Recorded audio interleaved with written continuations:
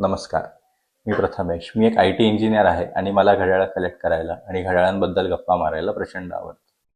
तर आज आपण एका अशा ब्रँडबद्दल बोलणार आहोत, जो भारतीय सरकारने 1961 मध्ये स्थापन केलेला आणि तुम्ही सगळ्यांनीच ह्या ब्रँडबद्दल कधी ना कधीतरी ऐकले असेल.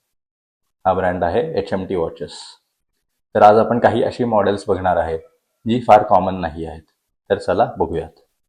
सोनेरी केस असलेली काही घड्याळे. HMT सोना, HMT अश्विनी, HMT अश्विनी एका चौकोनी केसमध्ये आणि HMT रोहिणी. यानंतर आहे जनता स्टाईल केस असलेली काही घड्याळ. HMT चिनार, HMT जवान जे भारतीय सेनेसाठी खास तयार केले होते, HMT जुबली जे HMTच्या 25व्या वर्धापन दिनानिमित्त बनवले होते, HMT सरताज एका सुंदर अष्टकोनी केसमध्ये, HMT नटराज, HMT त्रिशूल ज्यामध्ये 12 आकड्याच्या जागी एक त्रिशूलचं चिन्ह आहे आणि शेवटी माझ्या कलेक्शनमधील एकमेव ऑटोमॅटिक घड्याळ HMT रजत. तर मला कमेंट्समध्ये नक्की कळवा की तुम्हाला सगळ्यात जास्त कोणतं घड्याळ आवडलं आणि अशाच व्हिडिओजसाठी मला फॉलो करायला विसरू नका.